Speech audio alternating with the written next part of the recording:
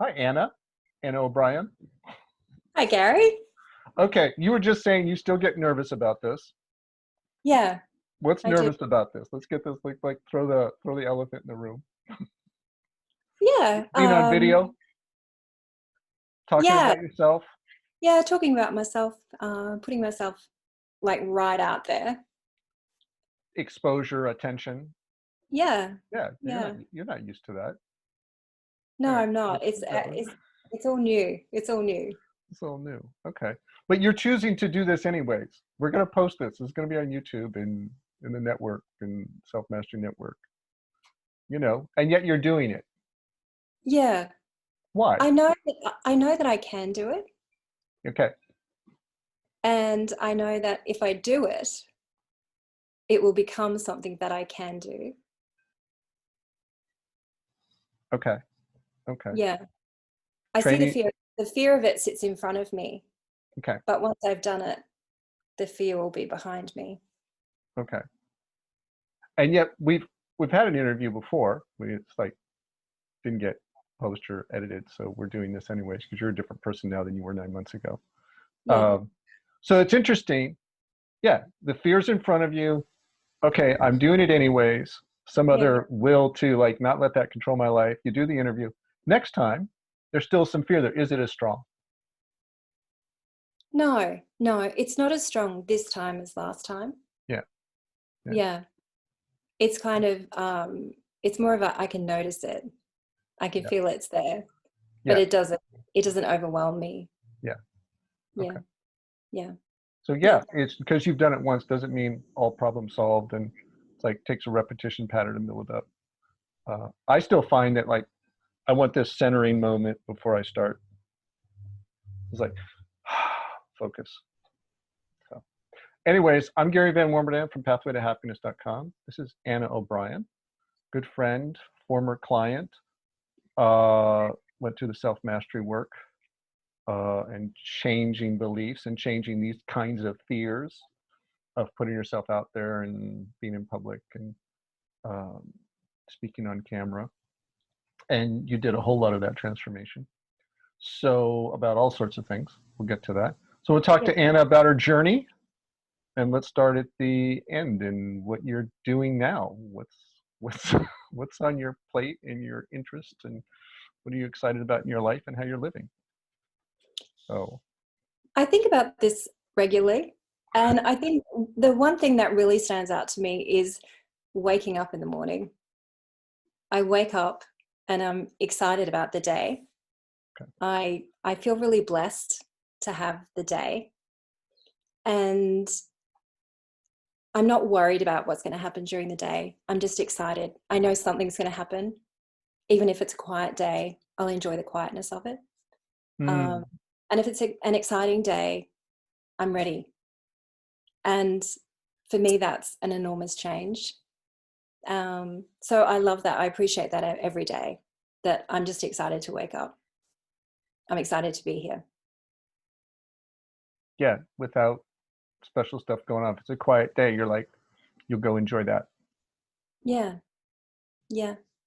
Okay. I'm happy to wake up and be me. Well, and you're sleeping better, I I, Yeah. I assume. Yeah. Yeah. So you're well rested. That helps. Yeah. Okay. Yeah. And I haven't had nightmares the night before. Yeah, that's why I figured yeah, which was a regular thing. Yeah, it was. It was. And You yeah, were afraid waking you were afraid to go to sleep, I think. yeah, I was afraid to go to sleep and I was afraid to wake up. So I'm Okay, now so happy how to did go to sleep. I'm happy to wake up. okay. Well, Yeah.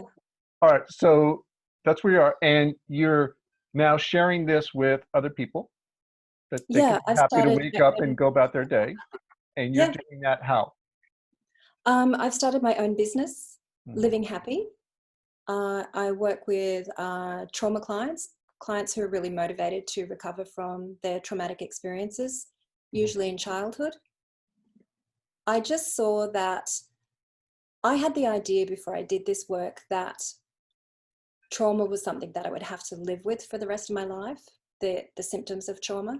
Mhm. It was not something that I could overcome. It was just something that I could manage. And when I went through the self-mastery and the other trauma recovery work that I did, you know, I came out the other end and I consider myself recovered and completely healed. And so I really wanted to get that message out to other people that you don't have to live with this for the rest of your life. Things have happened. You have traumatic symptoms and traumatic responses, but you can come out the other end of this and be happy and peaceful and calm. And so that's really the message that I want to get out to people. So I work with individuals doing coaching, and I love it. I just love it. I'm inspired by their stories. I'm inspired by their motivation to give this a go. And it's really courageous to step up and say, I'm going to put all of my dirty laundry out there and I'm going to face everything that comes up. Mm-hmm. And I believe something better is possible. That inspires me. And so I love working with people who want to move past their trauma. And it's not just Living Happy, it's Living Happy website .com.au because you're in Australia. I'm in Australia. Yeah. Yeah. Okay, livinghappy.com.au. Okay. Yeah. And what's the feeling when you have that trauma client, you know, and you do a session with them and then you see and you talk to them after, and maybe it's a couple weeks later or whatever time later, like, and that thing that hung them up is no longer hanging them up, and you see that, whether it's a small thing or a big thing. What is that feeling? I'm really excited. And I know when they get started that they don't have to live that way. Yeah. And so I know it when we get started. I know that they can let that go. But it's not easy. And I love my clients. And when I see them come through difficult things and move out the other side, and you know, initially it might just be that they feel some peace. I felt calm this week. I know what a big achievement that is. Yeah. To not have the voices in the head and the suffering and the dreading every day. The fear, the anxiety, and they just got peace, whether it was for one day, they're like, or for an hour, they're like, they could relax. Yeah. Yeah. Yeah. And feel some quiet and peacefulness. And once they've seen it a little bit, they know it's possible. So even like you say, they've just had it for an hour, but they did have it for an hour. Yeah. And they haven't had that for an hour before. Yeah, they haven't had it that they remember ever. And now they're like, okay, it's possible. If I can have it for an hour, if I can have it for a moment, like, okay, could I live like that all the time? That was my like heart-opening love, joy, and I'm like, I want this all the time. I don't know if it's possible, but I want this all the time. On the off chance it's possible, I want to feel like that all the time. Yeah. Yeah, and so this was my excitement with teaching. Somebody asked me why you teach, and it's like, I think it was Joe Dispenza or somebody described it this way. It's like you taste this incredible food, you have this most delicious mango or something, you're like, oh my God, you got to try this. Like, here, you want to put it in somebody else's mouth, like, taste, experience this. This is beautiful. And you're like, you want to share it. You want other people to have that pleasure and enjoyment as well. Yeah, that's true. And also, once they've experienced it, even for that 1 hour, what did they do beforehand? How did they get to that 1 hour? And then we can go back and look at what worked for them, because it's different for everybody. Yeah. Everybody's journey is different. But we can start to look at what really worked for them. So you'll break it down for a person, like what was the setup, what primed that shift in emotion, that shift in state of mind, and say, okay, now it happened maybe by accident, but now you'll go back and dissect it and say, let's set this up as a process so we can intentionally create that experience again. Yeah, definitely. Yeah. Yeah. Yeah. Yeah. Cool. Smart. Okay. Yeah, and it's often the little things that we don't notice. You know, it might be, you know, I've been focusing on my sleep all this week and getting to bed at a good time, and and setting myself up to have a good night's sleep, Mhm. oh, I've noticed, I feel a little more rested at the end of the week, and I can stay with some of the harder emotions. I feel a bit more energized. Mm. And so I'm able to stay with them. I'm able to work through them, and then I'm able to ground myself. As opposed to being overwhelmed if you're just a little more tired. So yeah, what is a sleep schedule and a rest schedule shows up as not being emotionally overwhelmed. Yeah. Yeah. A lot of Yeah. times with my clients start with anxiety, particularly trauma. I mean, I want to know what their sleep schedule is. I go for basics, I don't go deep beliefs and stuff. It's like, how are you sleeping? What foods are you eating? How much coffee are you having that's going to elevate your anxiety level? Yeah. How much exercising, how much are you getting out in nature? It's like, okay, are you doing some basic things to set yourself up to be healthy and emotionally stable? Yeah. Yeah. And those things are really important. And I think, a lot of time people think, oh, that's so basic. Yeah. They're like, That's not oh no, really I've got important. this real emotional issue. It's overwhelming me. I need to address it. I'm like, yeah, Drink some water, have a rest. yeah. Take a nap, turn off your phone, go to bed on time. And they're like, Gary, you don't understand. I'm like, no, you don't understand. Like your Yeah. system needs to change everything you do. Yeah. Yeah. Yeah. It's a Because this lifestyle. It's process a is hard. lifestyle. You say that it's hard work. Yeah. This process is hard work. Yeah. And so you do need to take care of the basics, and it's that notion of starting to take care of yourself, that you're worth taking care of. And so you're going to get the basics in order. And when you start to rest your body, then you can be activated and come back to rest and be activated again, doing the journaling or processing, Mm. and come back to rest. So you're not getting overwhelmed. You're taking measured steps all the time towards processing your past or moving through some difficult emotions, and always coming back to that restful, rebalancing your nervous system. Yeah. That's I think of this, I'm on that page. I think of this more in terms of you're building skills and you're strengthening skills. Yeah. It's like, what's the skill? Your ability to process emotion. What's your ability to focus your attention? Uh, what's your ability to relax? Those are skills. And this is why I think of this. This is training. You're in training. Like, okay, you want to be a good athlete? Like, get rest. Yeah. Eat a good diet. It's like changing the biome in your gut changes your emotions. What foods are you eating? It matters. So Yeah, it does matter. cool. Yeah. And people shake their heads, but I'm like, do this. And then they come back a couple weeks later, like, hey, I feel different. I don't know what happened. Yeah. And if you keep doing the same things that you were doing before, you will feel the same way as you did before.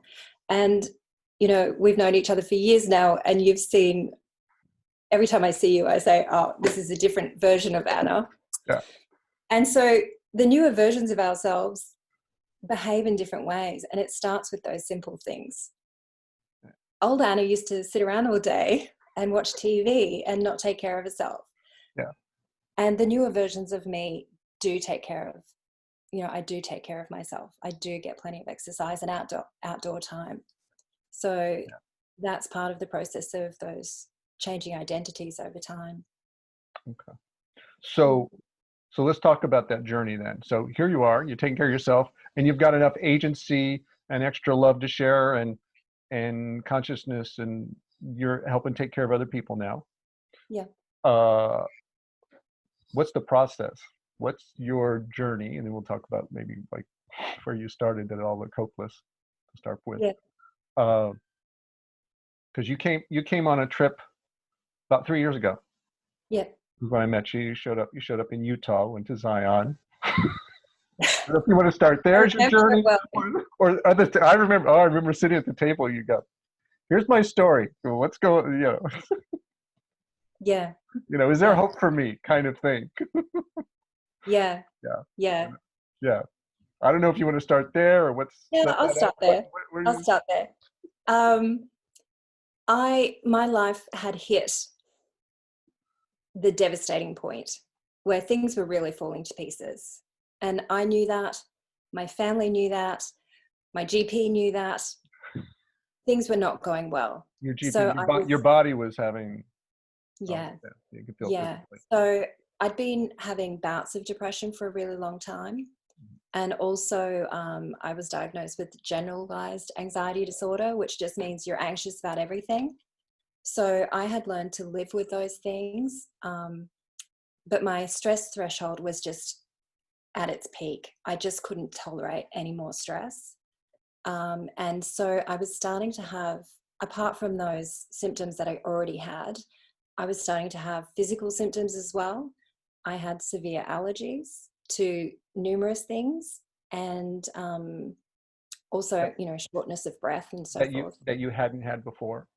Yeah, Yeah, it was just getting progressively worse. yeah. And And nightmares it just and not seeming, sleeping well for how long? oh, 30 years. 30 years. Okay. Yeah, yeah. So physically, I knew things were not going well. Okay. Mentally, I knew things were not going well. And I had some extra stresses in my life, and I just knew I couldn't deal with them. I knew I've really reached my peak. I really need help. And I looked for help before. The extra stress, your daughter was ill. Yeah, Yeah. yeah. And so I'd looked for help before and hadn't been able to find it. Yeah. And I went to my GP and she prescribed antidepressants. And so I took them for a while and I had a massive allergic reaction, the likes she said she'd never seen before. And so I had to stop taking them. And she said, "You've got to find something else."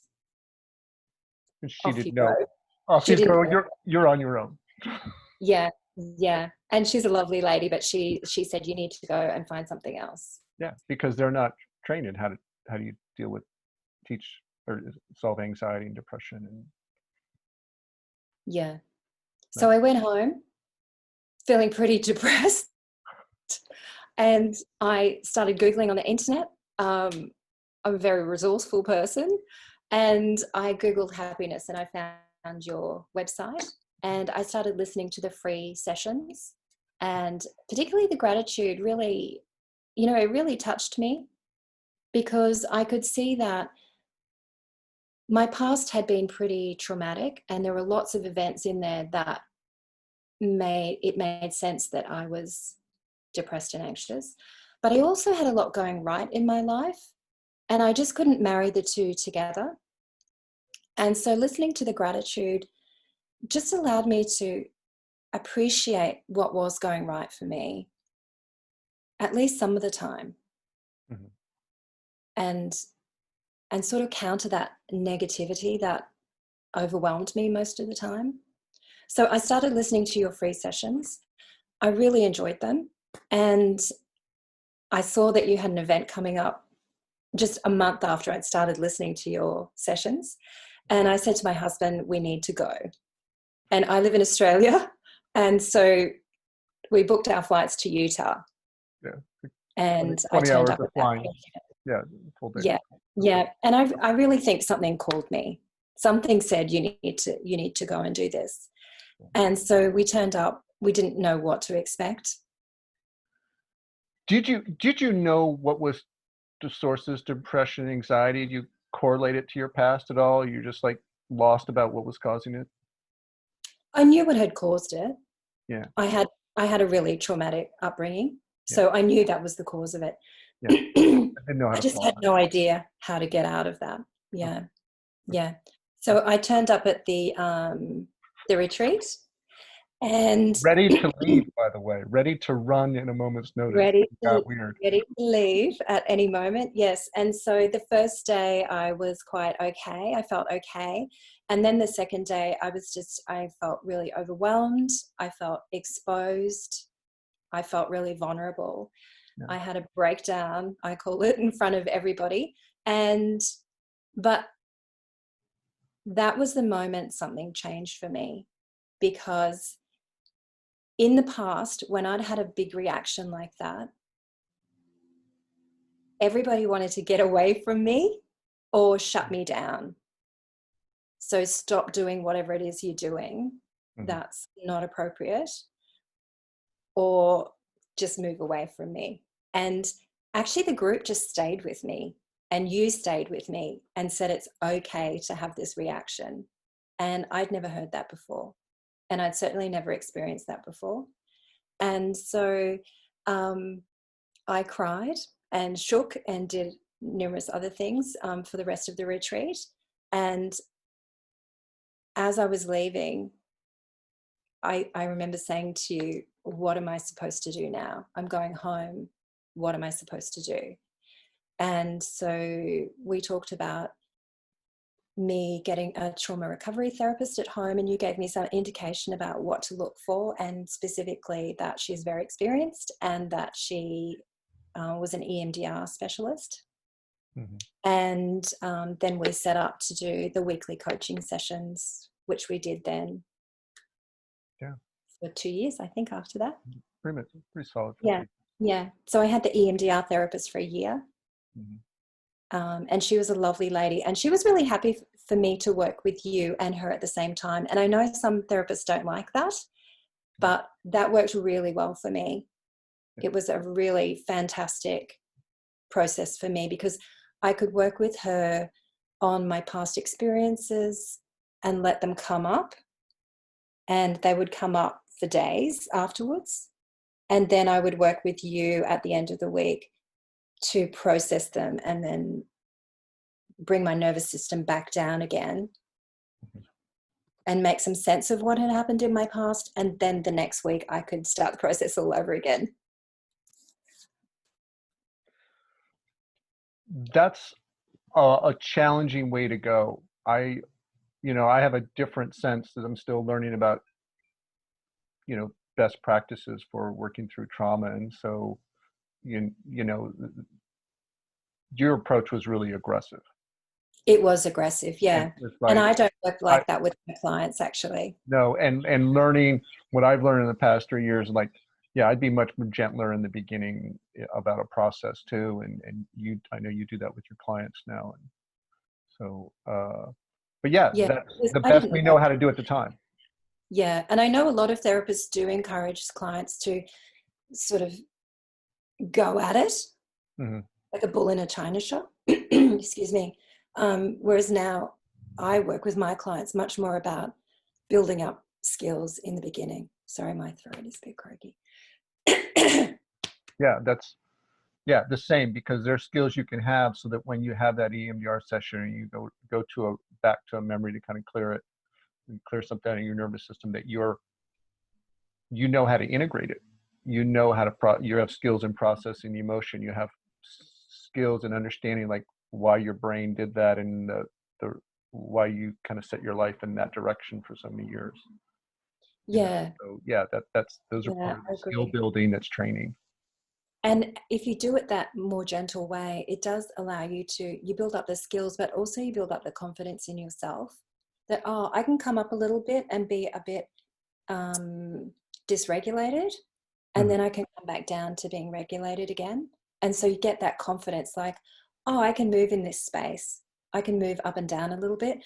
Whereas my journey was much more blow the roof off and then try to get myself back to neutral again during the week. And so I don't encourage people to process their trauma that way. No, you want skills in processing the emotion and like you learn to swim before you go out into the big waves. You get emotionally. So. And also to understand what resources you might need in that space. And initially you don't really know.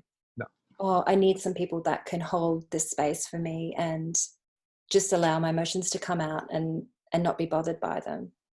And I need to take care of myself. And how do I do that? How do you do that? Yeah. I need some people that I can call when I feel really dysregulated. Yeah, so you do need to see what resources do I need and what can help me just to stay in that more gentle space, which gives you confidence. Yeah, and you feel safe. That it's okay to dismantle these patterns, and these are people I can rely on. It's okay to go sleep in the afternoon and just rest and without judgment. So you're doing regular sessions with me. You're doing the practices in the course. You're doing EMDR, but you went full court press. And so you're like, after a while, you're like experimenting with all sorts of modalities. What else did you apply that helped, that didn't help you, or that stands out, you think?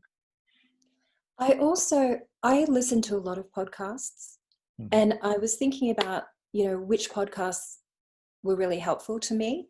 And it was the ones that allowed me to feel self-love or love for other people. So really extending my experience of love, which was quite limited previously. I mean, I love my husband, I love my children, but I knew love previously as being conditional. Mm-hmm.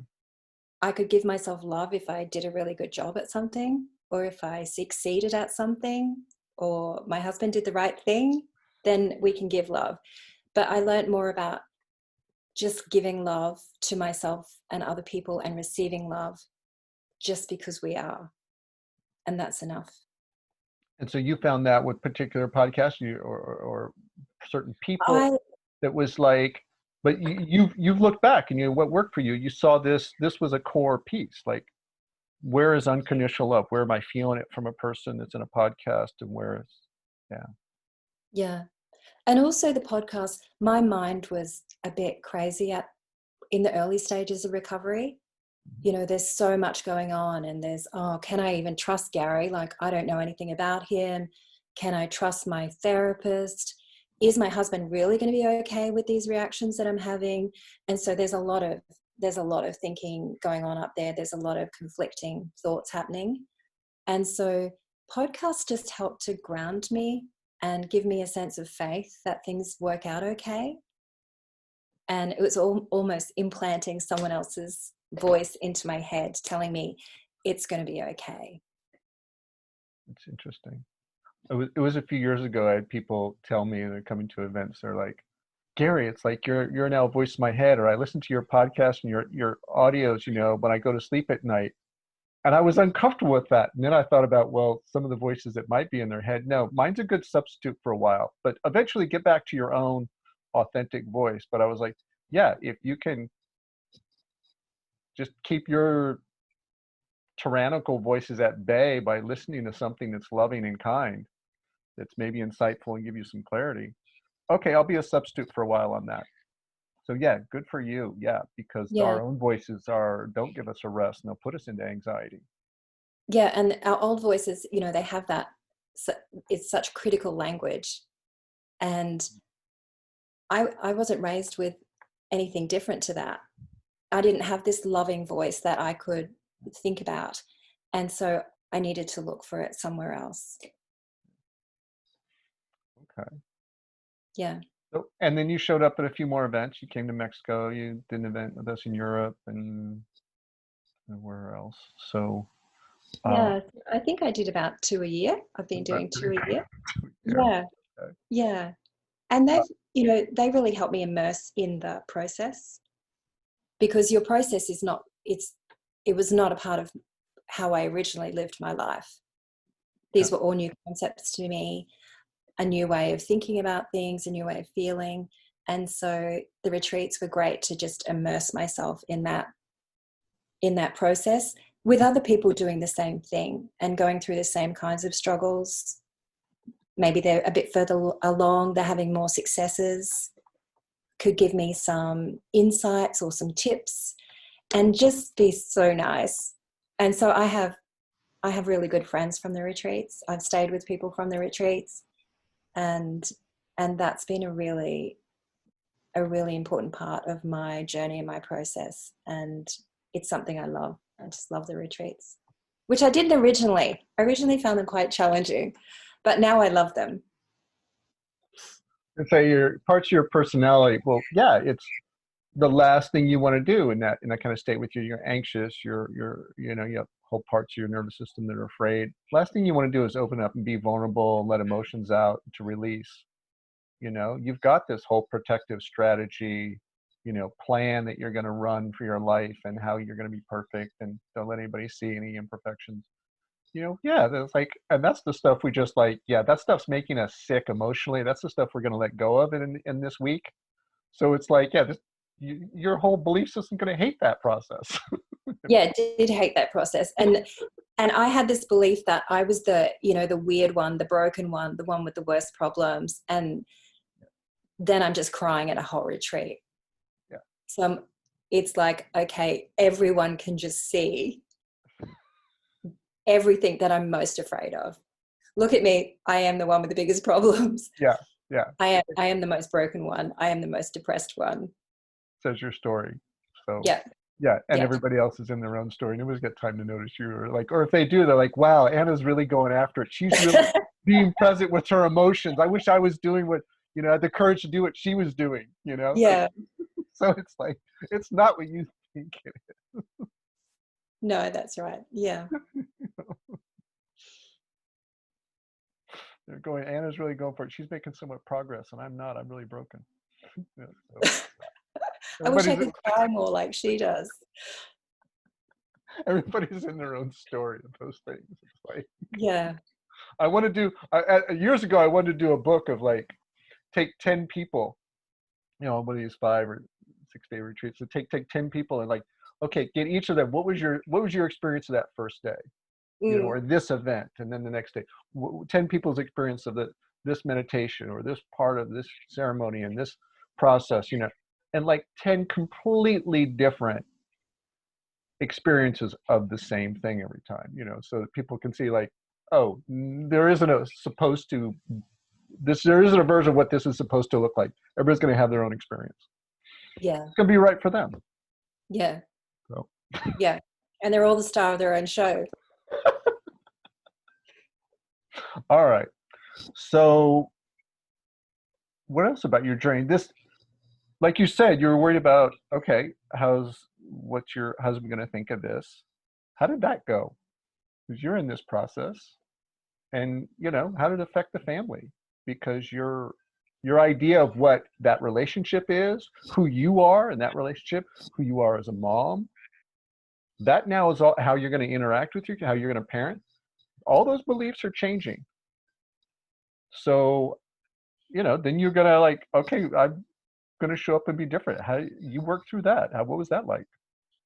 Yeah. And, we continue to work through that because my husband does this work as well. And so we've both changed over the years. It's been a really amazing process actually working or, being in a family, changing your belief system, changing your identity, changing the way that I relate to other people and the people I love. And that does affect other people. And so initially, especially my children, found it a bit disconcerting. I think you're being polite. I won't tell you what they really said. But actually, it's funny. Yeah, they were outraged. Yeah, people get used to us being a particular way. And in the past, they knew if I was angry, I would behave a particular way, yelling, red face, cranky. They were used to that. They were used to if I was sad, I was sobbing, crying. And then I started to be calm. And they said to me, how are we supposed to know how you feel? You're not raging. You're not sobbing, crying. You're not just flipping out. You haven't locked yourself in your bedroom. You just seem calm. And we don't know what's going on. And were they nervous? Sound like they were nervous. Yeah, they just didn't know how to read that. Like they knew how to read the previous situation. And I suppose they knew how to react to that. Oh, if mum's cranky, stay away from her. If mum's locked herself in a bedroom, just leave her. They knew how to react to that. And so they didn't know what to do with me when I was calm. And so I was just really honest and open with them and said, I'm working on stuff. And at the moment, I have to think through things. It doesn't come naturally. Oh, I'm having this thought and this is giving me this feeling. And, how do I choose to react to that? It was kind of a really slow process. And you're retraining your brain how to interpret situations. Yeah. and changing my beliefs about things. Well, how do I feel about that now? Maybe I wouldn't go straight to rage. Maybe I would go to curiosity. Mhm. And so I just had to be honest with them and say to them, I'm doing a lot of thinking, and the way that I'm feeling is changing. And sometimes I don't know how to respond yet. And they still thought that was weird. But over Yeah. time, you know, I am a much calmer person, Mhm. and I am a much more genuinely happy person, and I'm much more honest. And so we've had to learn new ways of interacting with each other, which I think is much more filled with love and honesty. It's, you know, we love each other. Let's sit down and really talk to each other and really listen to each other and try to understand how each person is feeling. Mhm. It's really different. I love it. Yeah. And I think my family is still getting used to Because what you're describing, you're like, hey, it, you're calm. We don't know how to react. We don't know how to respond. They're like, they were looking for the right reaction, and what you engaged them in was, I don't know, but this is what's going on for me. And so you engage them in this sharing, honesty, and and just letting them know, like, I don't have an answer either for you about what you're supposed to do, but here, understand me. But this began, this is a dialogue of understanding each other that you didn't have before. Absolutely. Yeah, before it was just something happens, I think something about it, and I react. Yeah. It's fast. Or something happens, I react, and then I think about it. Yeah. Whereas now I can think things through, and I don't need to react straight away. I can just respond when I'm ready. Yeah, yeah, And so it's a much slower process. yeah, yeah. And then you decide what you want to do about it. And it wouldn't be with the anger, would be the sadness. And yeah, that was new to them. Mm. So, Yeah. right, Yeah. okay. And now but then you invited, and you also changed your relationship with them. You had then had the bandwidth to listen to them and Yeah. know that there was stuff behind the scene. There was stuff behind the reaction that you could ask about, and had the patience and openness to listen and say, well, what else is that about? What else is that about? Yeah. Yeah. And letting my ego step aside, because in the past, you know, especially with my children, if they'd come to me and say, Mum, we're not happy about this, all my wounds would be exposed, my ego's raging, you know, I'm offended, I'm hurt, I'm brokenhearted, I'm all sorts of things. And so it was really my ego responding. Mm-hmm. And so the ego doesn't go away, and it doesn't go away. It doesn't even step aside quickly. In So, those moments. yeah. So over time, I just notice more and more that when I'm communicating with my family, I'm not responding from a place of wounding or defensiveness or my ego is being bruised, or I can just sit with it authentically and allow space for them to express whatever it is they want to express. And then you change some things. You're like, to rush in and rescue. You're like, nope, let's not do that. And got to fix. And yeah, you have to hold all that at bay, which you could then. Yeah. Yeah. You find a Yeah. different kind of solution in that. And that was actually a really interesting thing I discovered in this process is, you know, early on days I knew, oh, well, the judge is bad. The judge says a lot of negative things. That inner critic to judge, yeah. And the victim, I could see the victim's not helping me. So I could see those two are not helping me a lot. But the hero, I really thought was helping me. I thought, you know, the hero's saving the day. The hero always knows what to do. The hero's got all the answers. The hero knows better than everybody else. And so I've learned that the hero is actually part of that drama triangle Yeah, with the judge and the victim. yeah. And so I've had to learn to step aside from that. And my children are young women now, and to just trust in abilities and their wisdom and their knowing for themselves, and to take a more observer approach to the choices that they're making as well, instead of rushing in and fixing it with my hero who knows everything. Is, what are they going to do as adults if that's their practice for years growing up? They're like, they'll be adults looking for mom's hero character to save them. Yeah. Okay. So yeah, there's repercussions. You change your own belief systems, your idea of yourself, you let go of these destructive strategies that look like they're helping, and then, okay, you're not doing the same relationships in the same way.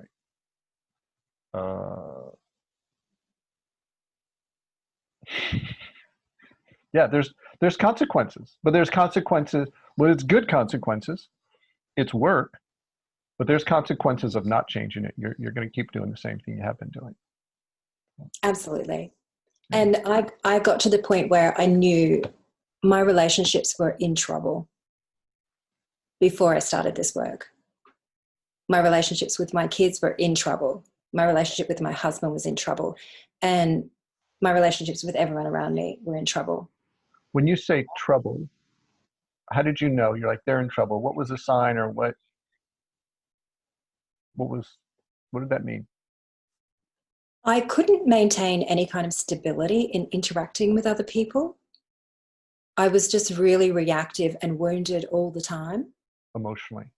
Yeah. Reacting all the time. And there were times when my kids needed me, and I knew they needed me, and I wanted to be able to be helpful, and I just couldn't. I couldn't take care of myself. And I could see that my husband was having to walk around on eggshells all the time to make sure he wasn't making me feel worse. Obviously I was already feeling really vulnerable and having trouble coping. Mm-hmm. So I started to have that sense that people were tiptoeing around me and that they couldn't ask for anything from me. I didn't have anything to give them. Anything but your reactions, your emotional reactions. And you're aware of this. You'd have the reactions. What was the kind of dial? Because now we're like, okay, this is what the journey started, the kind of state of mind you're in and state of emotion you're in before you start getting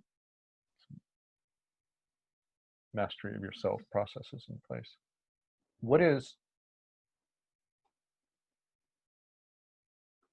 after you have a reaction? You have an awareness, I overreacted, or I don't have anything to give them. They need me and I can't. You know that you're supposed to be doing something better. You're not able to. What's the internal dialogue in your head at that point that piles on, makes it worse? Pretty severe. There were times I thought they're better off without me. Mm. I can't cope being around other people because I know I'm not living up to what I would like to be or what they need me to be. And I would just get overwhelmed with shame.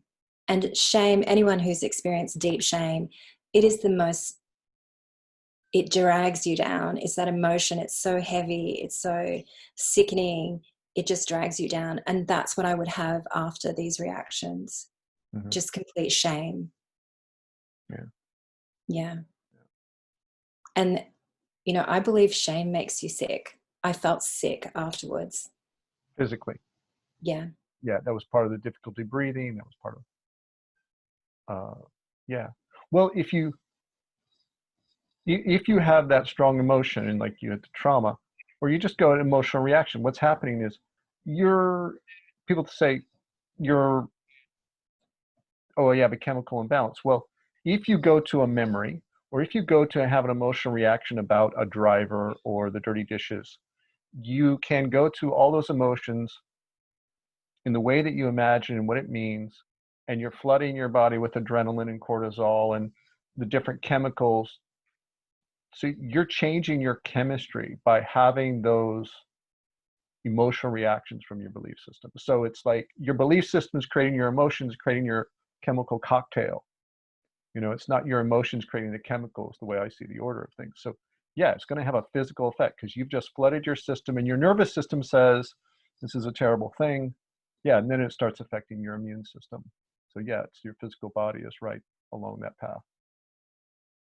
So you we'll talk about the before Anna, the old Yeah. ancient Anna. Yeah. So this Ancient is Anna. going on, but you did things to try and get help. Yeah, I did. I remember one of I those did. stories that I was like rolling my eyes about. I don't know if you'll tell that. Yeah. Yeah. So I have a pretty traumatic background. Yeah. I don't know if you've heard of the adverse childhood experiences score. I get a 9 out of 10, which is pretty high. Is Um, that like a legitimate yeah, it's a psychological assessment. okay, adverse childhood assessment? What's it Yeah. called? Adverse childhood experiences score. Okay, and it's kind of a measurement of trauma Yeah, during childhood. You got a 9 out of 10. 9 Okay. out of 10. Yeah, which just means I didn't have a parent in jail, even though probably one of them could have been. One or both of them could have been. Yeah. Yeah, yeah. Okay. So I had a really That would traumatic, have made it a 10 out of 10. Okay. yeah, yeah. I had a really traumatic childhood, Okay. and my first experience with help was in hospital. I'd attempted suicide at 17, Hmm. and I spent a week in hospital, and I saw a psychologist when I was there. Hmm. And that was nearly 30 years ago. Um, Psychological care wasn't so great then, and so it was really just a passing bit of advice, which to me sounded like you're on your own. Um, he said, you need to go and take care of yourself. You don't have any family. You've got no one. You're on your own. However your life turns out is going to be up to you. So that was my first. Actually, I really liked him. Well, I thought there was some wisdom in that. it was a harsh truth. It's depending how you take you would stop looking to your parents for help, which would be a good thing, and going, Yeah, okay, I'm going to do some things for myself. yeah, So yeah, depending on what you do with that, it can be really good. Which yeah. yeah. After that, I went to see psychologists from time to time, Hmm. and my story is pretty overwhelming, and so they would want to focus just on one thing. And it might be, oh, we can help you, be a little bit more assertive, and see how that goes for you. But I still had all of these beliefs about myself and other people and life, and just that didn't seem to make much difference. And I also had trauma therapists who were just overwhelmed by my story, and I would invariably get referred to somebody else. It's like, oh, that's a terrible story. You've triggered me a bit, and I can't help you, but I'll refer you on to somebody else that can. And often the other person they were going to refer me to might be in another state. It just didn't seem like accessible help that I could get. And it was very much about managing my symptoms, Yeah. not about overcoming the trauma and getting to a place of being healed. Yeah. It And was, that's often the psychology model. It's like what they know is like, we know that we can manage this. We don't, they don't, or depending on which therapist you go to, but that's the approach. It's not like, oh, you can be totally fine and you can be happy. Is not part of what the expectation is or possibility is. I'm not a yeah, believer in that limited approach. no, I'm not either. And I'm actually really passionate about letting people know that they can recover. Because I think Did you go ahead? You when you passed. believe that you just have to manage your symptoms, you feel hopeless. I felt hopeless. My life is never going to be good.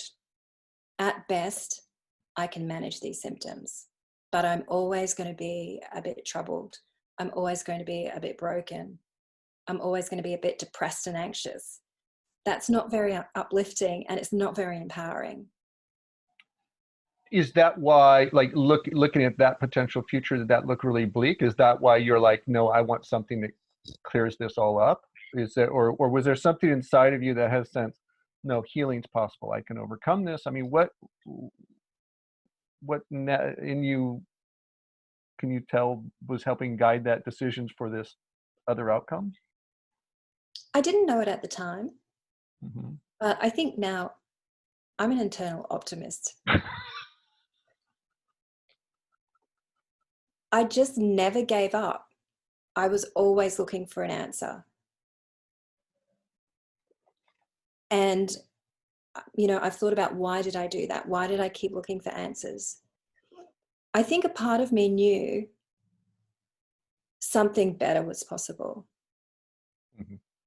And I think I also had enough faith in myself that I could achieve something better. Hmm. And I didn't know that at the time. I must have had something. A seed of that, a part of that, not fully formed as a thought, but like something not even articulated, pushing for, yeah. Because you had a sense when you're like, would go to have a reaction with your family, you had a sense of that's not who you wanted to be. You had a sense of this is causing problems. You had a sense of that this reaction isn't you. So in the way you describe that, it sounds like, that's not who I want to be. They wanted you to be different. You wanted to be different. Yeah. So there's this sense of some other possibility even in that. Yeah. And there were times, I wasn't depressed and crying and angry all the time. And when I wasn't, I'm a really nice person. And so I had a sense that, and I felt like I was, I felt like I can actually be a really nice person as long as nobody bothers me. Nothing gets triggered. Yeah. Yeah. Yeah. Yeah. So I think I did have this sense that I can do better than that. I want better than that. Yeah.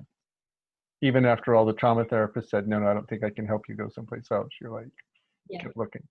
Okay. Yeah.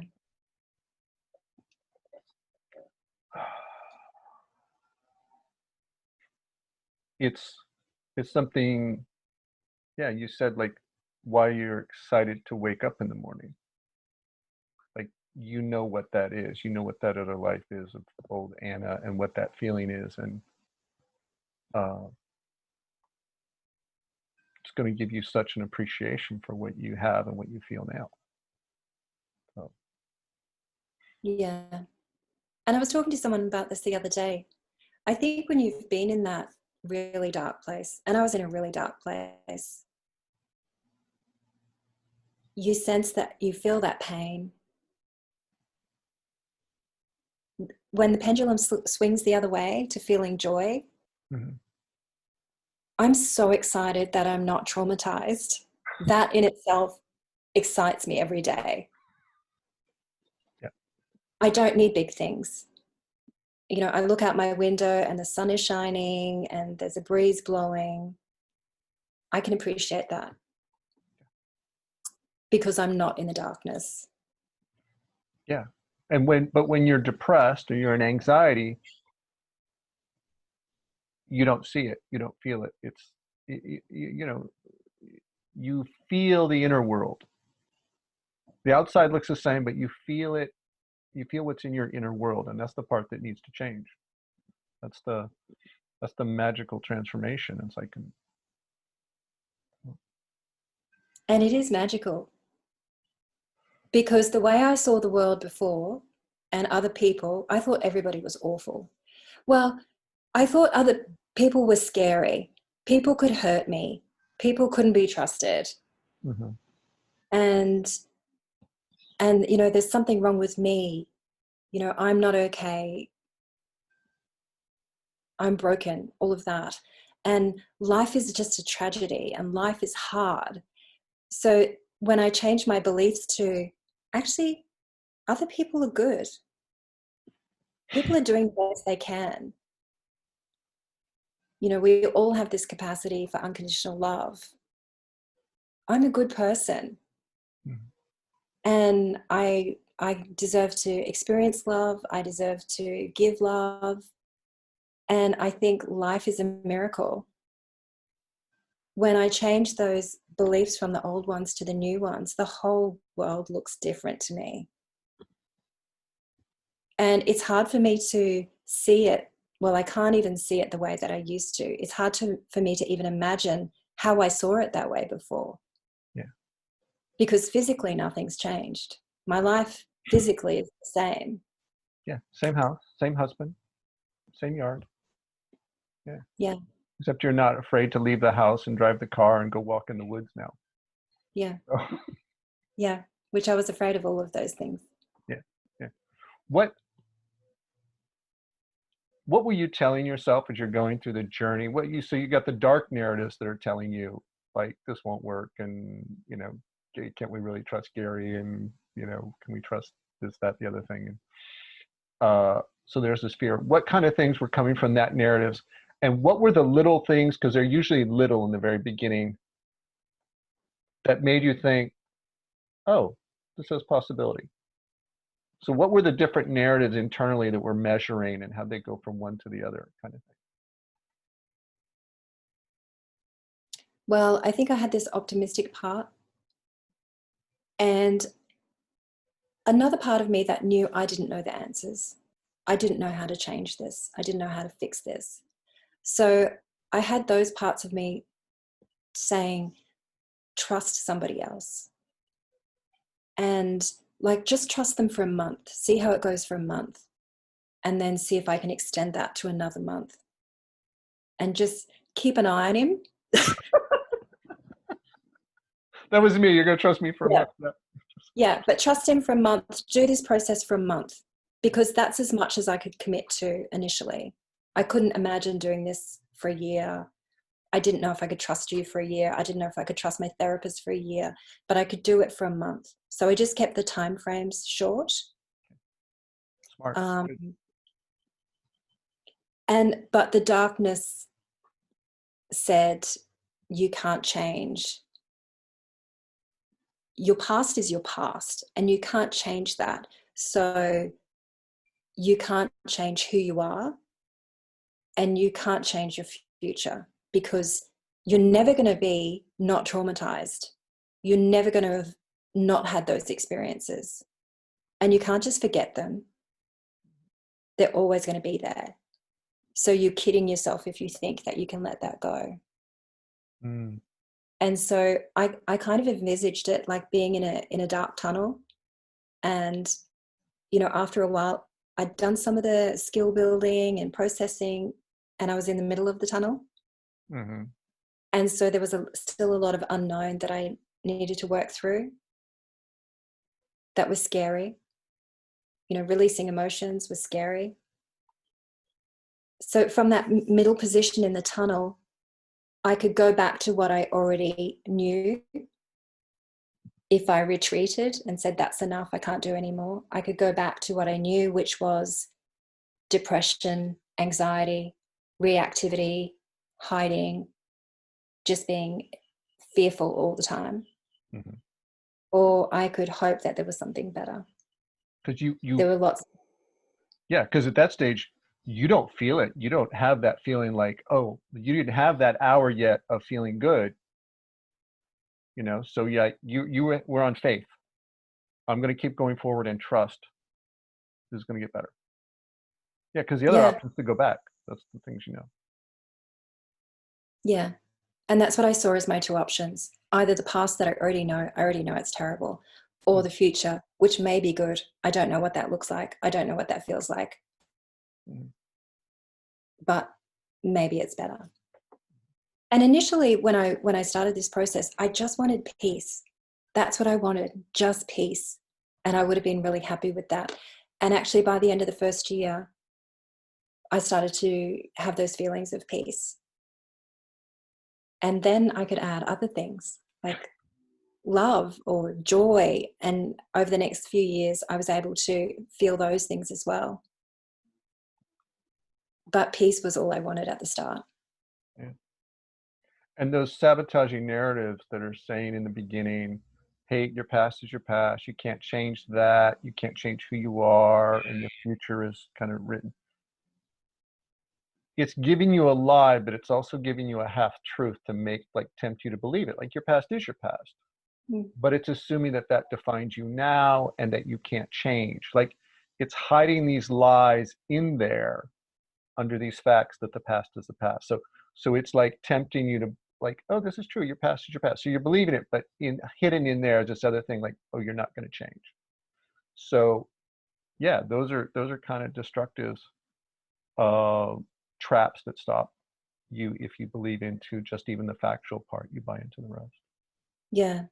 And also I had the belief that, oh, because I've had this past, that naturally means I'm broken. Mm. And I couldn't have the story initially that, oh, I have this past, so I can be a really strong and powerful woman. Oh, when did you see that? Because I have this past and because I can change myself, that's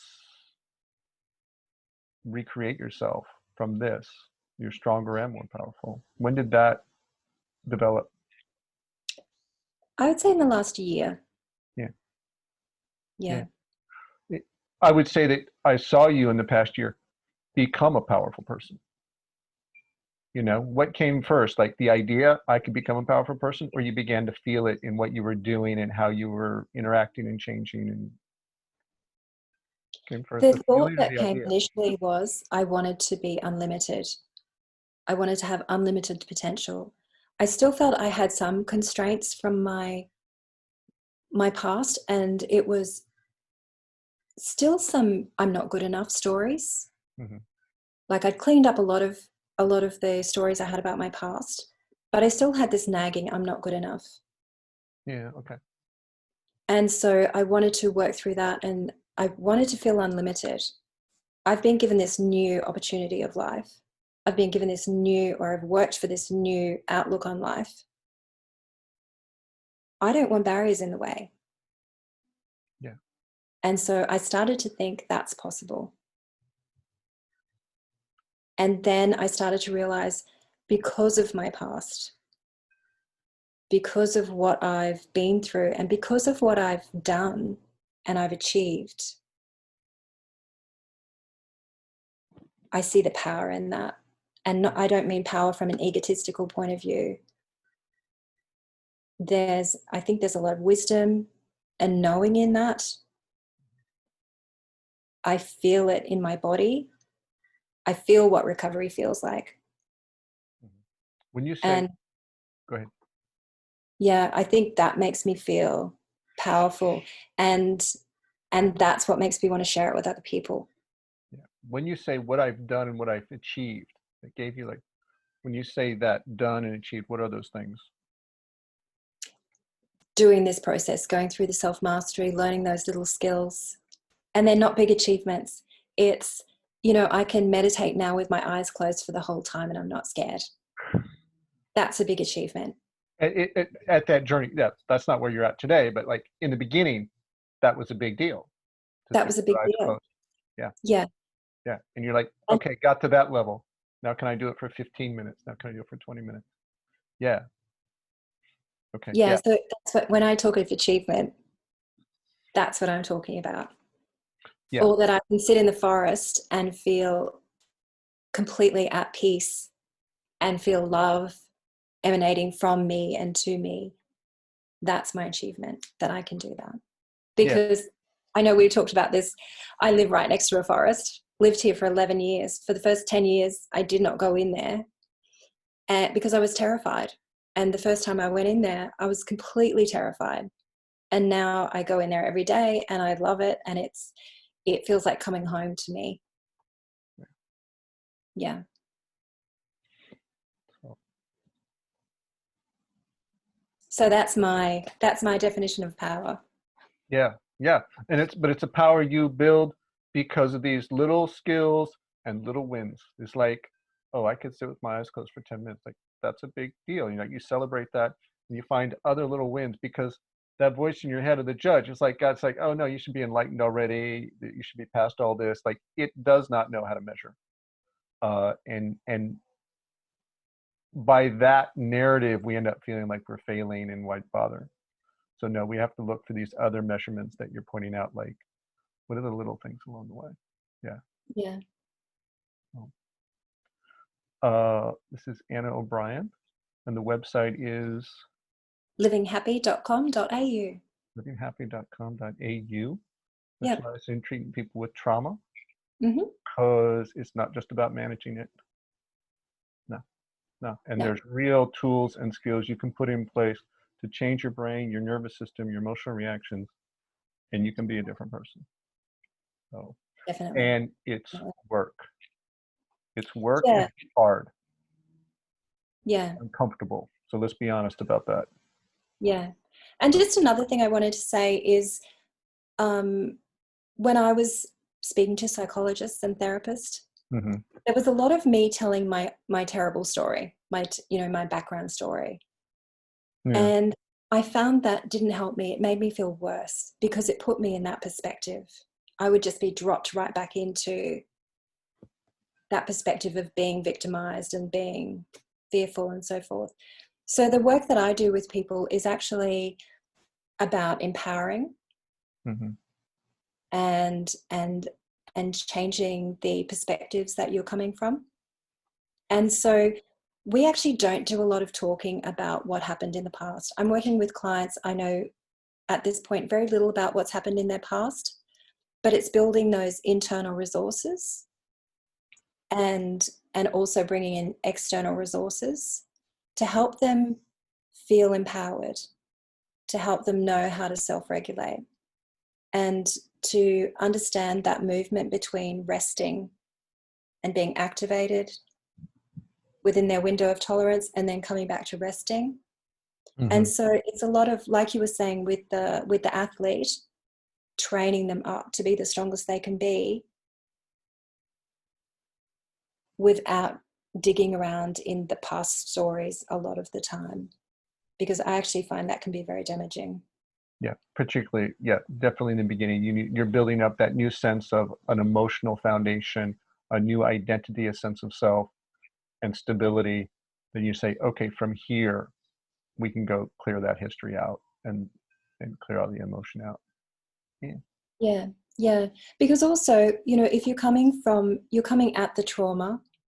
And another thing is, therapists often want to tackle your biggest trauma first. They think they'll knock that out of the park and then you'll be left with whatever's left. Whereas I like the approach of building your skills, building your strength, thinking about yourself differently and coming at it from a much more empowered perspective. Yeah. And then starting with small things. So you get that confidence, I can work on this and I can stay pretty regulated. Or if I get dysregulated, I can bring myself back to regulated. Yeah. And a lot of confidence building happens so that when you do come to the bigger things, and often they've shrunk because you've learned to deal with fear and shame and guilt, all of those sorts of emotions, the traumatic event can look much smaller, but you're a much stronger person. You're not coming from from a victim perspective. Yeah. Powerful. Yeah. Powerful. Thank you, Anna. Thank you. And I will see you also in the new Self Mastery Network. Yes. And you'll be sharing in there, and as we figure that whole community out. So, folks, Gary Van Warmerdam from pathwaytohappiness.com. So we have that Anna O'Brien from livinghappy.com.au and specializing in treating people with taking care of people and empowering people out of their trauma stories and healing. So thank you so much for sharing your journey. I'm inspired and so appreciative to hear it, and I trust other people will too. So thank you. Thank you. Thank you. Take care.